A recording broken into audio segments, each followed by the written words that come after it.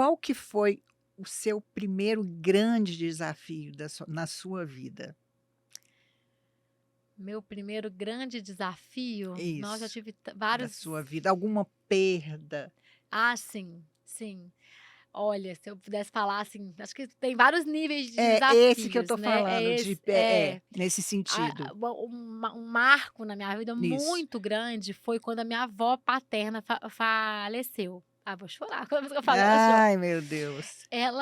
Eu tinha uma ligação muito forte, a gente era vizinhas, né, então a Uhum. minha avó, ela tinha todo o jeito dela, ela foi uma grande artista Artista, eu plástica, lembro dela. Sarah Ávila. Aham, Sarave. E então ela tinha, assim, um jeito dela, o mundo dela, ela dormia durante o dia e ficava acordada à Acordada à noite noite. para pintar, enfim. Uhum, E a gente foi vizinha e eu tive um vínculo com ela muito forte. E ela uhum. faleceu, eu tinha 23 anos. E ela era muito saudável, assim, eu acho que me impactou minha família, gente, porque sabe quando, assim, a última que a gente imaginava que fosse morrer ia ser ela? A gente pensou no meu avô primeiro, ainda não, É, ela não, porque ela fazia spinning, se cuidava, ela toda vaidosa. E de repente ela teve um câncer que em 10 meses ela foi faleceu. embora. E assim, uma das coisas que eu falei: "Gente, eu tinha que ter nascido no lugar do Eloy, meu irmão mais velho, que eu precisava de mais 5 anos na frente". Assim, porque eu ainda era muito nova, eu acho que Uhum. hoje eu sinto que eu não tinha eu só fui ter a dimensão da minha avó e do tanto que ela me influenciou na minha vida depois de um pouquinho mais velha, sabe.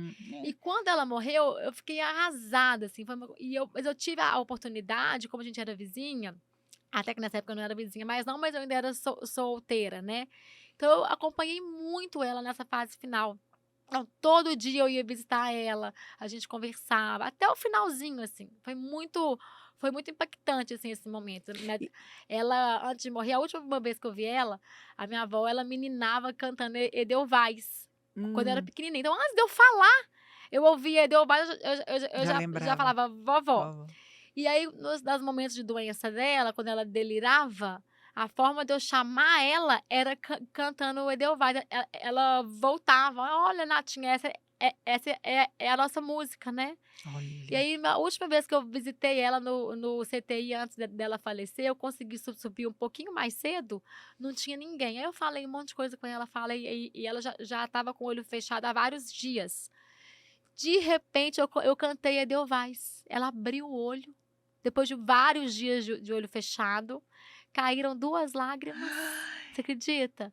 E aí ela fechou o olho e faleceu no dia seguinte, que inclusive foi um dia antes do meu aniversário. Nossa. Então, assim, me marcou muito a morte da minha avó e virou uma chave em mim muito grande, assim. Foi a primeira vez que eu entrei num quarto e eu escrevi.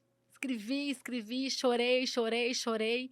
Saí 3 horas depois, assim, que eu tinha colocado no papel tudo que eu estava sentindo. E virou o meu texto, a minha homenagem para a missa de sétimo dia dela. Eu não ia conseguir ler, e aí eu pedi para o meu irmão ler. E quando ele lia, eu falei assim: "Gente, por que que eu não escrevi isso para a vovó Quando ela com ela estava viva, né, viva?". a maioria das E aquilo coisas foi me remoendo, pra "Gente, por que que a vovó não soube disso? Por que que eu não falei isso para ela?". E isso virou uma chave em mim tão grande que foi quando eu comecei a me permitir a fazer as minhas filosofadas, né, depois de um tempo ainda não tinha o Instagram, mas eu comecei a escrever mais, a fazer as cartas, porque eu sempre gostei de escrever. uhum. Então, quando veio o Instagram, eu pude então pôr a foto e fazer o meu texto, a Nossa, aí foi primeira vez foi o texto da missa de sétimo dia dela.